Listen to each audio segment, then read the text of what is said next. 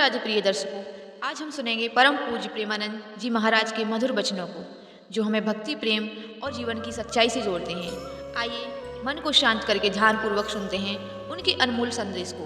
Video को ध्यानपूर्वक अंत तक जरूर सुनें। तो चलिए शुरू करते हैं। मृत्यु जब होने को होती है तो यमराज के बहुत ही क्रूर स्वभाव वाले, बहुत ही जहां दया नाम की वस्तु नहीं, ऐसे क्रूर स्वभाव वाले हाथों में हथकड़ी लिए हुए और बड़ा भारी मुदगर, वो बड़े भयंकर, और उनके शरीर से दुर्गंध, देखने से ही मलमूत्र छूट जाए ऐसे भयंकर, और उसी को दिखाई देते हैं जो मरणासन होता है। यमदूतों की दृष्टि पड़ते ही वो शरीरा अहंकारी जीव कांप पड़ता है। अब बोलने की हिम्मत नहीं, कफ पित्त वायु सब बिगड़ चुका है, कोई सहयोग देने वाला नहीं, सांस भी नहीं ली जा रही। अब उसका चित्त वहीं भ्रमण करेगा, मेरा पुत्र बचा ले, मेरी पत्नी बचा ले, मेरा परिवार। भगवान की तो याद जीवन में की नहीं, तो अब भगवान की अगर याद की होती तो ऐसी दुर्दशा नहीं होती। अब वो चीखने की कोशिश करता है पर आवाज नहीं निकलती, एक शब्द भी नहीं निकल, बार बार प्रयास करता है कोई मेरी रक्षा कर ले। इन भयावन दो यमदूत होते हैं, उसका मल निकल जाता है भयवश, मूत्र छूट जाता है, मुख सूख जाता है, आंखें पलटने लगती हैं, सांस ऊपर को उठने लगती है, देखने की शक्ति नष्ट हो गई, भारी वेदना, तड़पता हुआ वो शरीर को छोड़ता है। अब जैसे बोले कि शरीर तो यहीं छूट जाता है, दंड किसको मिलता है? तो आप स्वप्न में जब पीटे जाते हैं तो आपको पीटने का दुख होता है कि नहीं होता है? पीटने का दुख होता है, जगने के बाद पता चलता है वो झूठा होता है। शरीर तो स्थूल आपका सैया में सोया होता है, जब चाकू मारी जाती है ना तो वैसे अनुभव होता है, वैसे अनुभव होता है। तो ये जब स्वाप्निक शरीर में अनुभव हो गया, वो तो यम यातना देह पर्सनल, जैसे जेल की वर्दी मिलती है ऐसे एक शरीर मिलता है। उस जीवात्मा को मन, बुद्धि, चित्त, अहंकार, 5 ज्ञान इंद्रियां, 5 कर्म इंद्रियों सहित उस शरीर में पैक कर दिया गया, उसका नाम यातना देह है। अब उसको शरीर से ले जाते हैं, यातना देह से। स्थूल देह तो यहीं छूट गया, सूक्ष्म शरीर, कारण शरीर पैक कर दिया गया यातना देह में। जैसे स्थूल शरीर में, स्थूल शरीर छूट रहा, यातना देह मिली, वो सूक्ष्म होता है। अब ये माता पिता का गर्भजनित देह नहीं है, ये दंड विधान वाला है, ये कर्म जनित होता है, इसे यातना देह कहते हैं। यमराज के दूत फांसी लगाते हैं गले में, जैसे कुत्ते के नहीं डाली जाती है ऐसे, और पीछे से मुदगरों की मार घसीटते हुए ले जाते हैं। पीछे से ऐसी मार कि वो चीखता है, चिल्लाता है, पूरा अनुभव जैसे स्थूल शरीर में, ठीक वैसे ही उसमें मरना नहीं होता। बस एक खास बात होती है, क्योंकि स्थूल शरीर में मरना होता है, सूक्ष्म शरीर, कारण शरीर जो यातना देह में, उसमें मरना नहीं होता। बहुत लोग कहते हैं शरीर तो यहां छूट गया, फिर नरक स्वर्ग किसको मिलता है? अरे शरीर एक कोट की तरह उतार दिया गया, तू तो उसी में पैक है, अभी भूल मत कर। अब देखो, दक्षिण दिशा की ओर उसे दौड़ाते हुए, मारते हुए पीछे से ले जाते हैं, और तप्त बालू, आग जैसी तपती हुई बालू, जैसे यहां कुश होते हैं ऐसे लोहे के कांटे होते हैं, उस पे चलना, कांटे फैले हुए हैं, कहीं लोहे की बड़ी बड़ी कीलें गड़ी हुई हैं, कहीं लोहे की कंकरीली ऐसी भूमि, लोहे के ऐसे सैकड़ों कांटे जैसी, गुखरू जैसी ऐसी डाल दी गई हैं लोहे की, और अत्यंत कठोर, जब उसमें पैर रखते हैं भारी कष्ट, और पीछे से मार, वहां दया नहीं है। कहीं आगे भूमि आग जैसी जलती हुई, कहीं सैकड़ों गड्ढे जिनमें गिरा गिरा करके मारते हुए ले जाते हैं, और सूर्य भगवान इतने नजदीक से ताप देते हैं कि आग लगती है, वो सूर्य की किरणों से जलता है। ऐसे यमराज के उस मार्ग में घसीटते हुए यमराज के दूत ले जाते हैं, यमपथ, और बीच बीच में दूत उनको कठोर ताड़ना देते हैं, रोक रोक के, मरना है नहीं। जिस समय जीव को घसीट कर ले जाते हैं, सैकड़ों घुड़कियां, मार, इस तरह का कष्ट हो। अभी ये ब्याज है, नरक नहीं पहुंचा, अभी तो यात्रा है, बिना किसी सवारी के यात्रा होती है 48 मिनट 2 घड़ी में।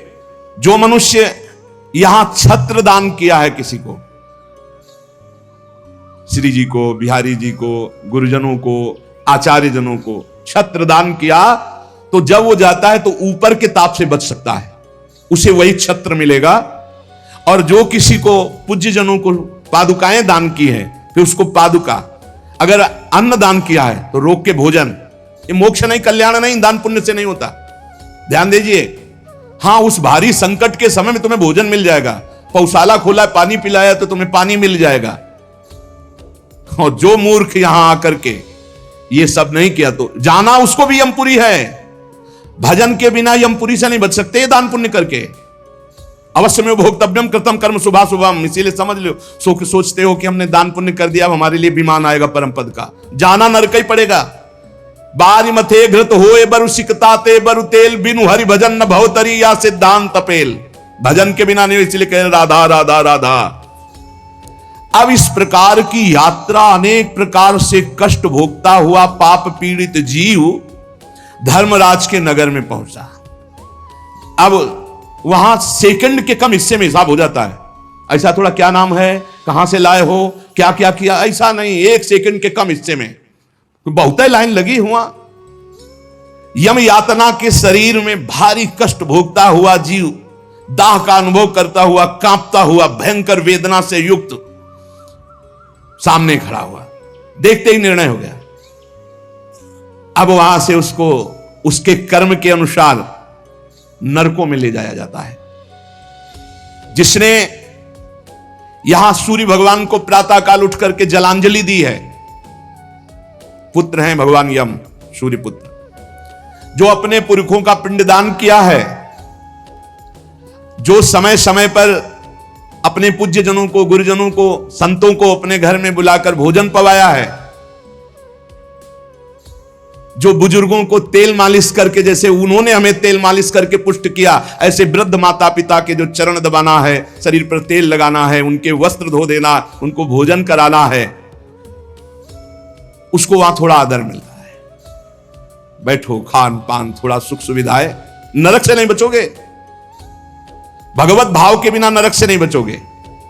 जो जो उसने सेवाएं की हैं, वो सेवाएं, आए हो नरक के मार्ग में तो थोड़ा तेल मालिश हो जाएगा, खवा पिया दे जाओगे, थोड़ा शीतल जल पीने को मिल गया, खान पान की विश्राम की व्यवस्था थोड़ी समय के लिए।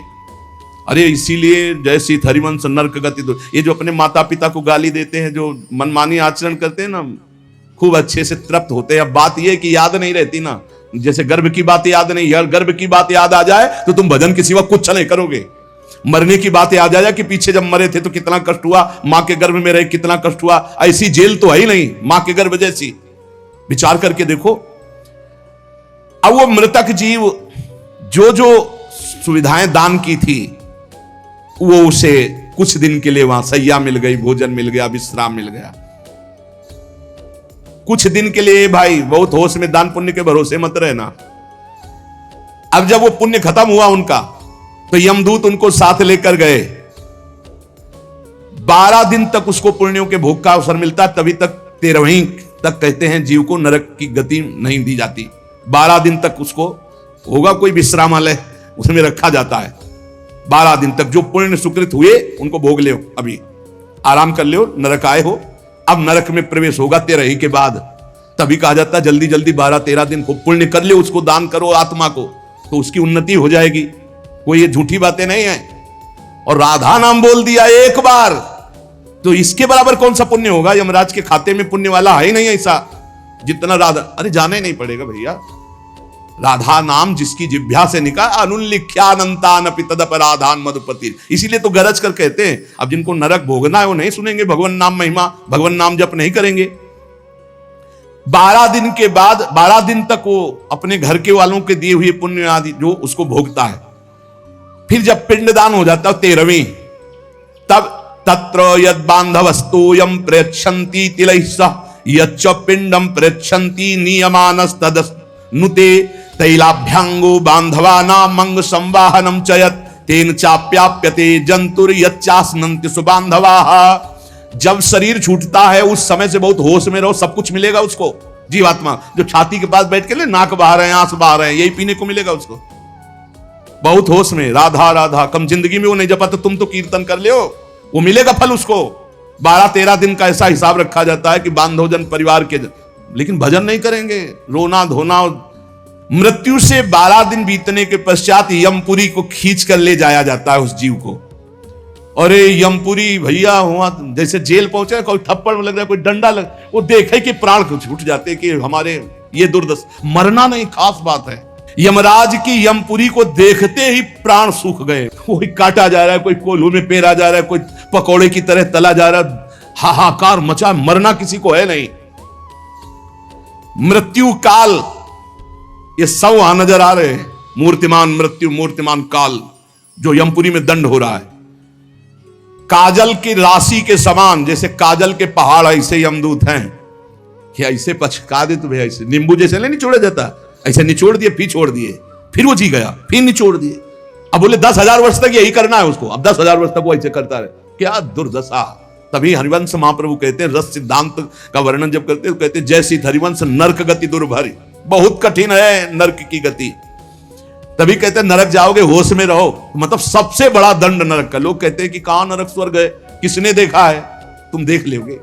ऐसे आचरण रख रहे हो जो संतों की अवहेलना करे, शास्त्र की अवहेलना करे, भगवान को अवहेलना कर रहे हो, अपने आप देख लोगे, पर बताने नहीं आओगे। बस खास बात यह है। और भौहें कैसी, टेढ़ी भौहें, काजल के समान काले, और विकराल मुख, लंबी दाढ़ें, कुरूप, आवाज भीषण भयंकर, और रोम ऐसे जैसे बंबूल के कांटे कि अगर ऐसे कर दे तो पूरा शरीर छिद जाए, ऐसे दूत।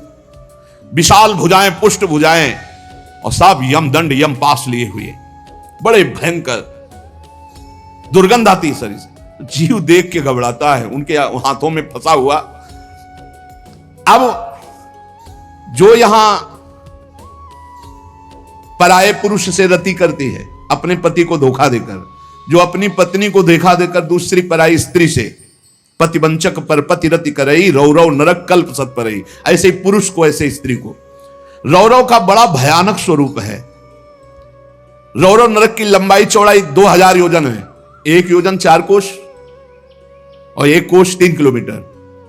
2000 योजन कितना हुआ, 4 दूनी 8, 8000 कोश, 2000 का 4 तो 8000 हुआ, और आंतरिक 24,000 किलोमीटर का है, 24,000 किलोमीटर, और गड्ढा रूप है जिसकी बहुत गहराई है। यह नरक बड़ा दुखदाई है। इसमें अंगार रास बिछी हुई है, आगों की अंगार रास, दहकते हुए अंगार, बहुत ही। अब जो स्त्री यहां पराये पुरुष से, तो वैसे ही सैया अंगार की और तपता हुआ आग का पुरुष। अब भैया वहां जो पुरुष पराई स्त्री से, ये लिव इन रिलेशन, ये गर्लफ्रेंड, तुम्हारा इंतजार हो रहा है रौरव में, नंबर लिख गया है। तस्मात् शास्त्रम प्रमाणम थे, पशुवत आचरण नहीं। इसीलिए भारत भूमि में जन्म होना शास्त्रों में महानता का वर्णन किया गया, क्योंकि धर्म का पूर्ण यहां पालन करने वाले जन होते हैं, जो नहीं करते उनके लिए व्यवस्था है। अब उसके भीतर यमराज, उस दूत, यमराज के दूत उस पापी जीवात्मा को, अब वहां स्त्री पुरुष तो है नहीं, वो तो शरीर पहले ही छूट गया। अब यातना देह, वो जेल की वर्दी, यातना देह नरक की वर्दी, धधकती आग में वो जल रहा है, चीख रहा है, पग पग पर भून भून कर गिर रहा है, न मूर्छा न मरण, रात दिन चीखता रहता है, जलता रहता है। दौड़ना है 28,000 किलोमीटर, बस उसी में आनंद लीजिए। कितने दिन, बोले सहस्त्रों वर्ष, 1-2 वर्ष नहीं, सहस्त्रों वर्ष। ऐसे पापियों की शुद्धि नरक में की जाती है। फिर जब वहां से निकलते हैं तो कीड़े मकूड़े, पतंगे, हिंसक जीव, मच्छर, वृक्ष, ऐसी योनियों को प्राप्त होते हैं पापी जीव। या मनुष्य योनि में आए, पाप बहुत नष्ट हो गए वहां, तो यहां कुबड़ा, नाटा, बड़े घृणित शरीर वाले, जो अवशिष्ट पाप बचते हैं थोड़े। आप कहोगे नरक भोगने के बाद भी अवशिष्ट बचे कि हाँ, जैसे यहां किसी को सजा दी जाती, 20 साल की सजा, 1 लाख रुपया जुर्माना। अरे जब जेल ही दे दी तो जुर्माना का, बोले नहीं जुर्माना है, तो जो जुर्माना हुआ उसका ये दंड है मृत्यु लोक में, समझ लो। ये लोग प्रश्न कर देते हैं, हमें समझ में नहीं आता, जब नरक भोग लिया तो फिर यहां क्यों भोगना पड़ता है? तो तुम्हारी समझ में नहीं आता, जब 20 साल की सजा दे दी, 1 लाख जुर्माना रख दिया, वो जुर्माना ये मनुष्य से भजन कर ले हो, नहीं तुम्हारी दलीलें काम नहीं आएंगी।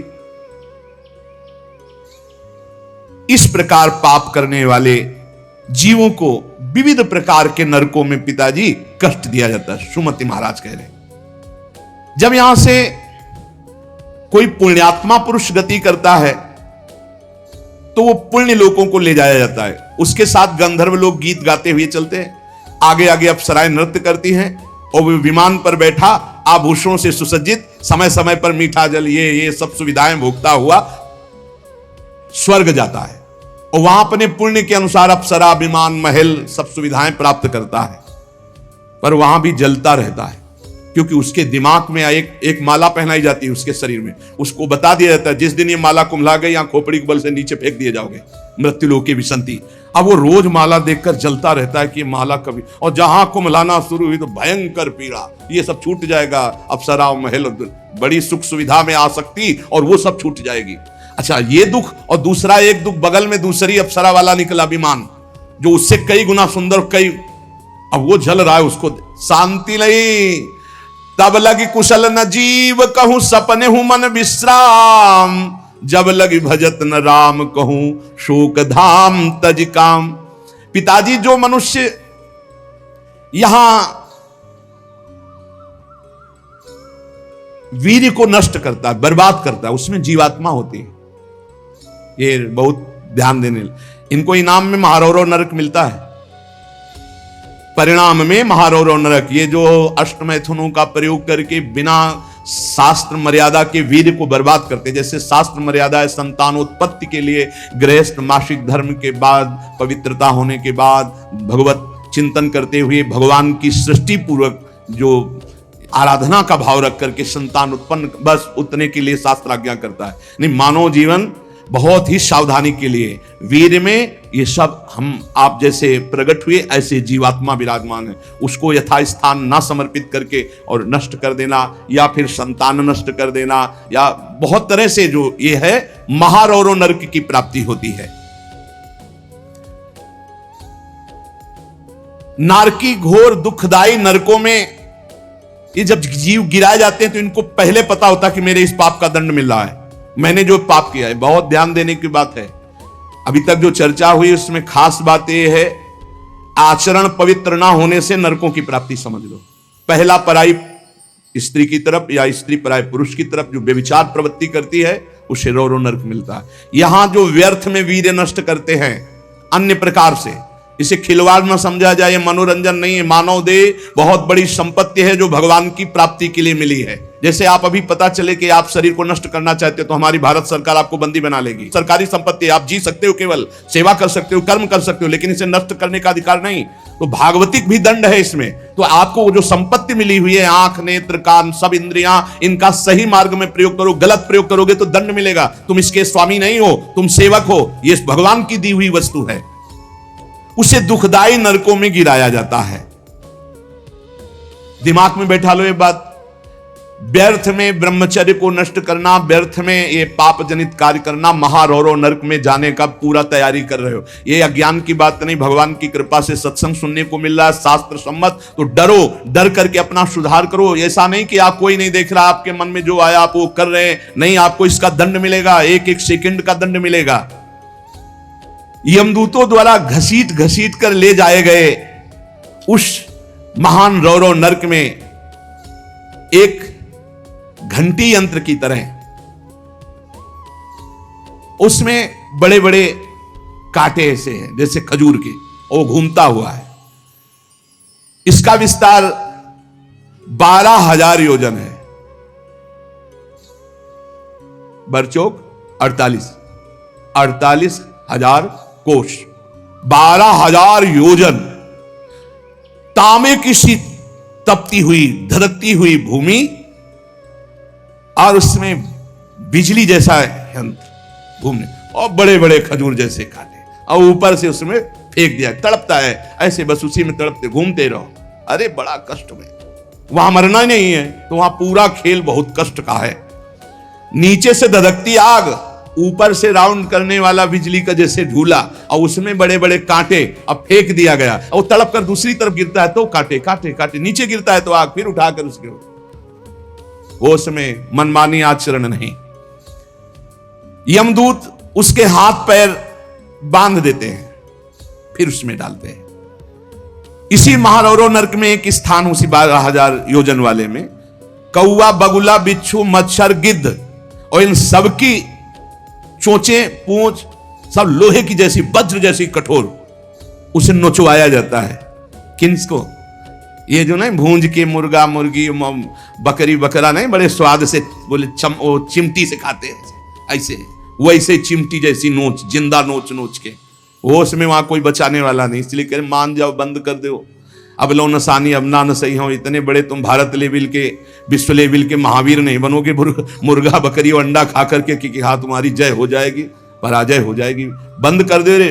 ये मांस मछली जीवों की हत्या करना, मनुष्य जन्म बहुत सुंदर मिला है भगवत प्राप्ति के लिए। जिनके कानों में पड़ रहे हो हाथ जोड़कर प्रार्थना है, रो रो नरक महारो रो नरक की तैयारी मत करो, ये मुर्गा मछली बंद कर दो। इतने बड़े बलवान नहीं हो जाओगे कि यमदूतों को पटक दो। यमराज के पास लौट के गए, बोले बहुत धुनाई हुई है, वो तो केवल हरि पार्षद कर सकते, दूसरे लई नारायण पुकारा तो हरि पार्षद आ गए, बचा लिया उसे। समझो, कौवे बगुले बिच्छू मच्छर गिद्ध, ऐसे मच्छर ऐसा जो पूरा ऐसे इंजेक्शन जैसे बड़े बड़े ऐसे वज्र के समान जिनकी चोचे मार मार करके नोचते हैं। अब वो व्याकुल छटपटाता है। आप जब कर्म सुधारने थे तब तो मनमानी आचरण करते हो। ये बहुत संभल के, ये हम इसीलिए सुना रहे हैं कि जो नहीं समझ रहे कुछ नहीं, देख लेना भैया, देख लेना। बोले कि यहां कोई देखने को मिलता है? हाँ देखने को मिलता है। मर्सरीज गाड़ी में लग गई आग, अंदर है, जिंदा भून गए। ये क्या है तुम्हें समझ में नहीं आ रहा है? तुम जिंदा भून के खाते हो तो समय तुम्हें जिंदा भून देगा। तुम दूसरे को काट के खाते हो, एक्सीडेंट हुआ, यहां घुसा, निकलने के चांस नहीं, तड़प कर मरो। कर्म को अवश्य में भोक्तव्यम कृतम कर्म शुभाशुभम। किस जन्म का कौन सा कर्म तुम्हें दंड दे दे, डरो। यहां सब कुछ दिखाई दे रहा है, तुम आंख खोल करके देख लो। एक बेटा है जो जीवन भर सुख देता है, एक बेटा जो जीवन भर दुख देता है। एक पत्नी है जो देखते ही हृदय आनंदित हो जाए घर में जाते, और एक है कि देखते ही जलकर भून जाओ। एक पति है जो पूरे जीवन सुख देता है, एक है कि जीना मुश्किल। ये सब कर्मों का फल भोगना पड़ता है। अब दूषित बुद्धि के कारण जो जो पाप किया, 10 करोड़ वर्ष दूसरों का मांस खाने वाले के ये गिद्धादि नोच नोच के खाते, मरना वहां है नहीं। खा गए फिर मांसुदय, फिर खा गए फिर मांसुदय, होश में। अरे कुछ ना हो भैया, नमक रोटी खाओ, संयम से रहो तो बढ़िया बल आ जाएगा। शरीर में बल को तो तुम नष्ट कर रहे, ऊपर से डालने से क्या होगा? पक्का कहते हैं अगर आप 10 वर्ष ब्रह्मचर्य रहो तो तुम्हारे अंदर ऐसी सामर्थ्य आ जाएगी कि क्या करूं, कहां कौन सी मेहनत करूं, ऐसा तुम्हारे अंदर आने लगेगा। बचपन से ही धर्म विरुद्ध आचरण। अरे इंद्रियों को वश में करने के लिए मुर्गा मछली वाली ताकत थोड़ी चाहिए, पवित्रता की ताकत चाहिए। ये मन के गुलाम, इंद्रियों के गुलाम पाप कर 10 करोड़ वर्ष भोगने पर फिर उसको मनुष्य लोक में भेजा जाता है। और फिर कैसे भेजा? मुर्गा बना के। फिर वो चाकू, समझ रहे ना, जिसको तुमने काटा था, फिर बहुत बड़ा। इसीलिए कहा गया, सेवक जी महाराज करें, संस्कृति मांझ बरियाई के पायो मानुष दे ताकत पार। अरे संस्कृति चक्र को रोक के भगवान कृपा करके तुम्हें मनुष्य दे दिए। और सत्संग भी सुना रहे कि हमें पता नहीं था, तो आप पाप कर्म करना बंद कर दो। देखो कैसे घृणित पदार्थ खाते। अंडे में क्या भरा है, कितना दलित दूर। हाँ बोले हम बलवान बन रहे, विटामिन पी रहे हैं। क्या करें? हाँ मतलब गजब, उल्टी हो जाए देख के। अंडे में जो भरा है उल्टी हो जाए देख के। कर्म काल तुम्हें दंड देगा। मान लो जीवों के प्रति दया का भाव सबसे बड़ा धर्म है। परहित सरिस धर्म नहीं, जीवे दया, जीव पर दया करो। ये जो अपराध कर रहे हो, अरे भाई एक एक जैसे चबेना चबाते ना, ऐसे मछली चावल खाते। जिंदे खाएंगे यमदूत वहां। ये सब यमदूते हैं जो बड़ी बड़ी चोच वाले। अब महारौरों के कष्ट को कैसे तुम्हें बताए। उसी के बगल में है शिवातम नामक एक नरक, जहां भीषण सर्दी ही सर्दी, इधर जलता हुआ और घूमता चक्र हो ऐसे, फिर बगल में ही एक गिद्ध हो, ये सब। और उसके बगल में शिवातम नामक नरक, रौरो नरक के बराबर में ही है। घोर अंधकार, भीषण सर्दी और दम घुटने वाली गैस। अरे ऐसे ऐसे नरकों का वर्णन पूरा तो आज हो ही नहीं सकता है, केवल बानगी भर दे रहे हैं तुम्हें। घोर अंधकार, भीषण सर्दी और जहरीली गैस, शिवातम नामक नरक। अब वहां छोड़ दिया गया। अब वो कांपते हैं। सांस लेने में वो जहरीली गैस, उनकी दम, मरना वहां है नहीं, और सब अंधेरा है, सब एक दूसरे को, और ये वहां इतनी सर्दी की दांत कटकटाते हैं, भूख प्यास अन्य उपद्रव, इसके साथ ऐसी वायु चलती है कि बड़े बड़े ओला, फूट जाए शरीर, भयंकर हड्डियां चर चर टूटती हैं, ऐसे ईंट की तरह ओला गिरते हैं, मज्जा रक्त बह रहा है, अंधेरा, भीषण गैस, वो प्राण लेने वाली, क्षुधातुर मनुष्य एक दूसरे को खा रहे हैं वहां नरक में, शिवातम नामक नरक, महान कष्ट भोगते हैं ये निकृष्ट पुरुष जो दूसरे के बच्चे का अपहरण करके ले आते, जैसे नहीं, दूसरे आदमी का चोरी करना, हिंसा करना, मार कर, ये सब इस नरक को प्राप्त होते हैं। डरो, यही डर ही डरपि हरिवंश हित, जिनो भ्रमय गुण सलिल पर, जी नामन मंगल लोक त्युसुह। ये छोटे छोटे पशु पक्षियों को तुम मार कर खाते हो, दूसरों के धन का अपहरण करते हो, अस्त्र शस्त्र लेकर किसी दुकान में घुस गए, उसको मार दिया, काट दिया, उसकी संपत्ति छीन लाए, ले लो, तुम्हारा ये स्वागत होगा। शिवातम नामक नरक में डाले जाओगे, जहां केवल अंधकार, भीषण सर्दी, ओला की वर्षा और दम घुटने वाली गैस, और हजारों हजारों वर्ष वहां तुम्हें भोगना होगा। इसी के बगल में है निकृंतन नामक नरक। इसमें कुम्हार की चाक की तरह पूरा नरक घूमता रहता बड़ी रफ्तार से।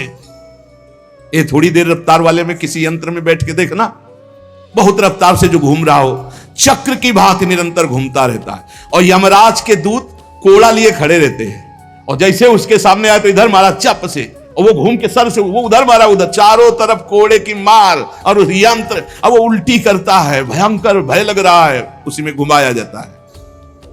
कुम्हार की चाक के समान चक्र की तरह निरंतर घूमता रहता है। यम दूत पापी के ऊपर कोड़ों की वार करते रहते हैं, शरीर पूरा मस्तक तक रक्तमय हो जाता है, कोड़ों की मार्ग से, रफ्तार से वो घूमता है, प्राण निकलना नहीं है, सब चिथड़ा उड़ जाता है कोड़ों, और सब मरना वहां है नहीं, बहुत कष्ट भोगना पड़ता है। यहां जो शराब पीते हैं, शराब पी करके अपने पूज्य जनों का अपमान करते हैं, नहीं, उनको पृथ्वी घूमती नजर आती है, शराब पीने वाले उसी में डाले जाओगे, नरक वैसे ही बना है तुम्हारे लिए व्यवस्था। जो बड़े पूज्य जनों का अपमान करते, गाली गलौज, मदिरा पीना महापाप है, ऐसा हमारा शास्त्र कहता है, मान लो, इसमें मत सोचो कि जीव की हत्या नहीं, लेकिन हमारा जो शास्त्र कहता, तस्मात् शास्त्रम प्रमाणम ते कार्याकार्यो व्यवस्थितौ, ऐसा ना सोचो, बिल्कुल अक्षरशः सत्य है। आज विज्ञान भी जो कुछ लाभ ले रहा है हमारे शास्त्रों से ही ले रहा है, विज्ञान भी शास्त्र का अनुसरण ही करता है। एक बहुत बड़े वैज्ञानिक आए थे अपने भारत के, उन्होंने यही बताया कि जहां से मेरा विज्ञान समाप्त होता है वहां से आपका अध्यात्म प्रारंभ होता है, इसलिए मैं दर्शन करने आया हूं आपके। जब तक शरीर के पापों का नाश नहीं हो जाता, इस अप्रतिष्ठित नामक नरक में बड़ा असह्य दुख भोगना पड़ता है। ये शराब पीना, ये बुजुर्गों का अपमान करना, दूसरों की हिंसा करना, अत्याचार करना, ये बंद कर दो, ये तुम्हें तमोगुणी राक्षसी बुद्धि प्रदान करती है, इसलिए निषेध किया गया है। मनुष्य हजारों वर्षों तक इन यंत्रों को भोग करके जब पवित्र होता है, तब फिर उसको फिर यहां मृत्यु लोक में जन्म दिया जाता है। एक अस्पत्रवन नामक नरक है, ये 1000 योजन तक की लंबी भूमिका है, बड़े बड़े तलवार जैसे इसमें है पत्ते, तलवार जैसे मजबूत, 1000 योजन में, ऐसे समझो एक वृक्ष है 1000 योजन, और ऊपर से फेंके जाते हैं पापी, कई टुकड़े होकर नीचे गिरे, फिर उठा के फिर फेंके, यही क्रिया चलती रहती है। सूर्य की ऊपर से प्रचंड गर्मी, नीचे से जलता हुआ दाह, और बीच में तलवार जैसे ऐसे यंत्र, उनमें फेंका जाता है अस्पत्रवन, तलवार की तीखी धार के समान। और जो आसपास जगह है उसमें बलवान कुत्ते रखे जाते हैं, जो 10,000 की संख्या में एक साथ, जो जीव फेंका गया, कटा, नीचे गिरा, तो शरीर पूरा हुआ, तो कुत्ते नोचने लगे, होश में हो जाओ, बहुत भयावह है। और उनके मुख दाढ़ें भी बड़ी लंबी लंबी, कुत्तों की, व्याघ्रों के समान, इसलिए वो हाय हाय चिल्लाता है, वहां कोई बचाने वाला नहीं मिलता। इस अस्पत्रवन नामक नरक में बहुत दुख दिया जाता है, बार बार आहत होकर के नीचे गिरे तो अंगार, अगर थोड़ी देर शरीर बचा रहे तो कुत्ते नोच रहे, फिर उठाकर फिर उसमें डाला गया। मानव जीवन एक भयंकर तप्त कुंभ नामक नरक है, माता पिता की सेवा, जिसमें तेल खौलाया हुआ है, पकौड़ा की तरह पकाए जाते हैं। पुत्र सुमति ने कहा, पिताजी मैंने इन सब नरकों को भोगा है, और मुझे 10,000 जन्म की स्मृति प्राप्त है, इसलिए मैं यथावत देख के कह रहा हूं। आज के 7वें जन्म पहले मैं एक वैश्य कुल में उत्पन्न हुआ था क्या सुधारना है इस पर ध्यान दो। और मुझे को शांत और स्थिर करना चाहते हो तो अपने कुल की सेवा मिली हुई थी। जो चरणों में एक दिन मैं व्यापार से जा रहा था तो कुछ गौएं नाम जपो, पानी पीने जा रही थी। पर भगवान का नाम नहीं। मैंने उन गौओं का विरोध कर दिया और गौओं को पानी पीने नहीं दिया। उसके अपराध से मुझे अत्यंत भयंकर नरक में डाला गया था, जहां आग की लपटे जैसी गर्मी थी और बूंद पानी नहीं। कई हजार वर्ष वो नरक भोगना पड़ा था एक अपराध का। जो पापी यहां इस पशुओं को काट करके उनका खून पीते हैं, उन पापियों को कोल्हू में पेरा जाता है। मैंने वहां देखा, कोल्हू में जैसे गन्ना पेरा जाता है, नीचे खून की कीचड़ जमी होती। दुष्कर्मियां चिल्ला रहे, उनको कोल्हू में पेरा गया। धीरे धीरे आराम से पेरा जा रहा, बाहर निकले फिर पूरा जीवित, फिर पेरा जा रहा है। हाहाकार ही हाहाकार वहां सुनाई देता है। मुझे तो सिर्फ दिखाया गया था, इस अपराध के कारण मैंने नरक देखा। बड़ी पीड़ा, बड़ा संतप्त, बड़ी जलन। तप्त बालु, तप्त कुंभ, कितने तुम्हें नरकों का वर्णन बताएं। पिताजी, जीवों को यदि आनंद लेना है तो यहां भगवान का भजन कर लो, धर्म से चल ले। ये मत समझो कि यहां तुम आयो स्वतंत्र हो, जो चाहो कर लो। नहीं नहीं, बंधन है बंधन। आप किसी की नजर में हो, हर समय आपके ऊपर सीसी कैमरा लगा हुआ है। आप एक एक चेष्टा जो कर रहे हो उसका आपको दंड या सुकृत पुरस्कार मिलेगा। और अगर भजन कर लेंगे तो भगवान की प्राप्ति होगी। जो भगवान का नाम जपते हैं, भगवान के आश्रित हैं, तो भगवान ने कहा अभी जो भी हो गया चिंता मत करो, पीछे जो हो गया सब राधा राधा। भगवान के वचन कभी मिथ्या नहीं होते। श्री भगवान ने कहा है, सर्वधर्मान परित्यज्य मामेकम शरणम व्रज अहम त्वाम सर्व पापेभ्यो मोक्षयिष्यामि मा शुचा। मैं सब पापों से मुक्त कर दूंगा। भगवान की शरण में होके खूब नाम जप करो। लेकिन ये जो गंदी बातें हैं, मत देखो, मत बोलो, मत सोचो, मत करो, नहीं, ये बाधा पहुंचा देंगी। एक ब्रह्मज्ञानी महात्मा सुमति पूर्व में शिष्य बना करके प्रमाद स्थिति को प्राप्त होने के कारण एक जन्म और लेना पड़ा। इसलिए छोटी छोटी गलती में चूक हो जाती, फिर भयानक पापाचरण रूपी गलती करके कौन भगवत प्राप्ति कर पाएगा। इसलिए सावधान, नाम जप करो, कोई पाप कर्म ना होने पावे। शास्त्र का स्वाध्याय करो, जिससे तुम्हें पता चलेगा कौन सा पाप कर्म है और कौन सा शुभ कर्म है, और कौन सा ऐसा कर्म है जो शुभ अशुभ दोनों को विध्वंस करके भगवत प्राप्ति कराता है। खूब नाम जप करो, भगवान की शरण में रहो, वो सारे पाप नष्ट कर देंगे। तुम्हें भोगना नहीं पड़ेगा, पर आगे सावधान रहो। पाप उसी के नष्ट होते हैं जो अबलो नसानी अबना न सयो, आज तक किया आगे नहीं करूंगा, वही पवित्र होता है। तो ये संकल्प लो, ये नियम लो, ये भगवान से प्रार्थना करो कि हमारे द्वारा किसी का अहित न हो, किसी का अमंगल न हो। हर जीव जीना चाहता है, हर जीव सुखी होना चाहता है। तुम उन्हीं जीवों को दुख देकर कैसे सुखी हो सकते हो। इसलिए सावधान, अपनी जीव को संभालो, अपनी जनेंद्री को संभालो, अपनी बुद्धि को संभालो। खूब नाम जप करो। शेष चर्चा आगे। श्री राधा वल्लभ लाल की।